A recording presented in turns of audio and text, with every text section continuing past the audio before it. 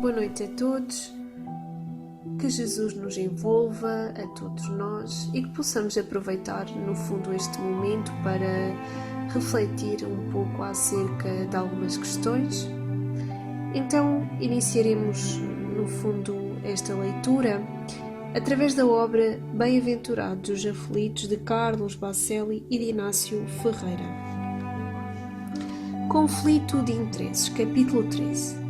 Qual a razão por que não compreendeis a minha linguagem? É porque sois incapazes de ouvir a minha palavra. João, capítulo 8. Realmente, raros são os que já aprenderam a ouvir com o propósito de fixar a lição. Jesus, dialogando com os judeus, afirma que eles não compreendiam a sua linguagem porque se revelavam incapazes de ouvir-lhe as palavras.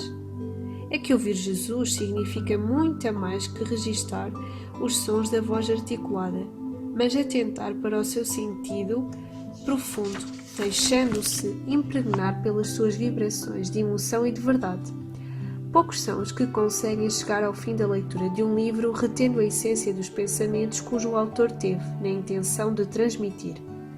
Em sala de aula, são muitos os alunos que se deixam cativar pelas explicações do professor, concentrando a atenção no universo de conhecimento que elas gradativamente vão-lhes descortinando.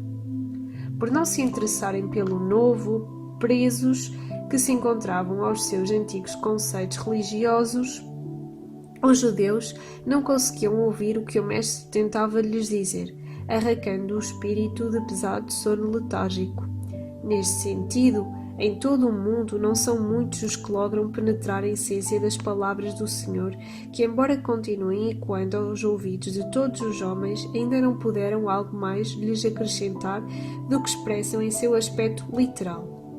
Em seu asseio de sabedoria, para avançar além do entendimento comum, é preciso que o homem não tenha receio de romper com o seu comodismo mental e com os interesses imediatos em que a sua existência se estrutura.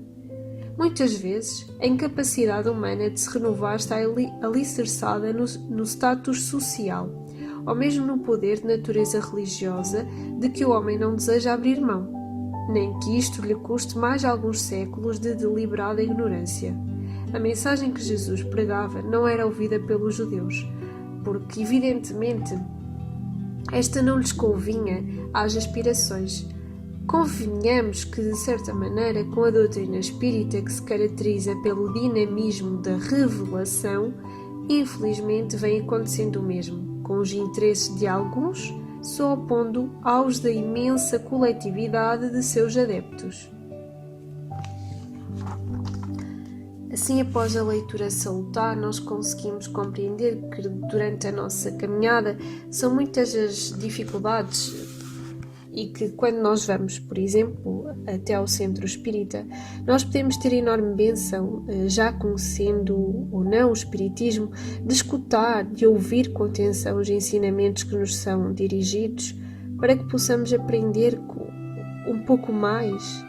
E através dessa escuta atenta, que nós não estamos apenas a adquirir conhecimento, mas também a praticar caridade, a desenvolver a paciência e tantas outras características que ainda não se encontram em nós, que se encontram num estado muito latente, muito adormecido.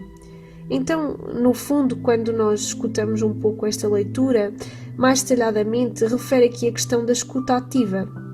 O que é a escuta ativa? É designada então como uma técnica muito importante no que diz respeito ao estabelecimento de um diálogo entre um interlocutor e um ouvinte.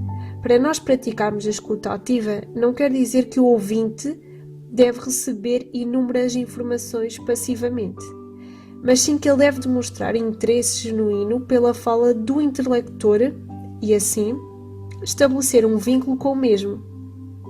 Através deste sentido tão importante, nós podemos melhorar significativamente as nossas relações interpessoais e ainda nos possibilita evitar cair na tentação, por exemplo, do julgamento, até mesmo de nós tirarmos algumas conclusões precipitadas acerca dessa pessoa, e então nós adotamos pouco e pouco uma postura mais compreensiva, colocamos-nos no lugar do outro. e é das melhores formas realmente que nós temos para conectarmos com o próximo. Nós acabamos por desenvolver a preciosa escuta ativa no momento em que nós criamos empatia com o próximo, proporcionando-nos inúmeros benefícios, como o surgimento de confiança, a promoção de um trabalho saudável, por exemplo, o equilíbrio até mesmo no seio de uma equipa de trabalhadores, o que provocará o respeito perante todos, a valorização da troca de palavras em cada um e, por sua vez, o ensinamento recíproco que dá origem a todo esse trabalho que é desenvolvido quando nós estamos a escutar atentamente. Então esta escuta realmente vai nos proporcionar criar aqui um ambiente fértil para que todos tenham relações saudáveis uns com os outros. Porém, a falta desta escuta, camuflada pelo nosso orgulho, desatenta ao comportamento do próximo, desatento também à maneira como o outro se encontra, essa falta de compaixão, no fundo, promove a graves distonias vibratórias no ser humano que se encontra deslumbrado com a ideia altiva de si mesmo. Ele vai cultivar o egocentrismo, vai desprezar ou desvalorizar os seus semelhantes. De acordo com o Divaldo Franco, ainda na obra Responsabilidade, Joana de Ângelis, ele diz-nos o seguinte: movimenta-se na multidão o indivíduo que foge da compaixão, distancia-se de todos, pensando e vivendo exclusivamente para o seu ego e para os seus. No entanto, sem relacionamento salutar que favorece a alegria e a amizade, os sentimentos se deteriorizam e os objetivos da vida perdem a sua alta significação, tornando-se mais estreitos e egoístas. Destacando que o individualismo é-lhe a grande barreira, impedindo as potencialidades da vida. De forma a garantir esse equilíbrio psicológico, surge a compaixão, que dá significado real à vida. Desaparece o tempo vazio para as lamentações pessoais. Graças à compaixão, o poder de destruição humana cede lugar aos anseios da harmonia e da beleza na Terra. A mensagem de Jesus vem neste sentido. Não são meros ensinamentos, nem são frases feitas, escritas, mas sim frases, palavras repletas de vibrações, de amor, de verdade.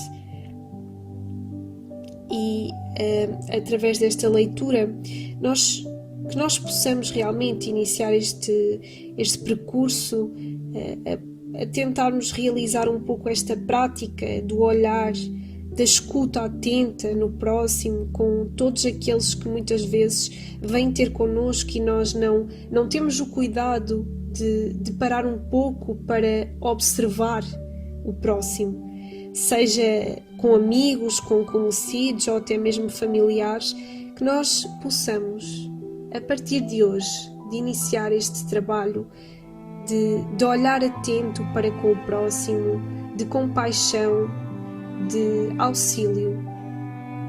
Que Jesus nos possa assim envolver nesta caminhada em serenidade e que possamos contar sempre com os nossos amigos espirituais, como sempre contamos, tendo fé e amor nos corações, que assim seja.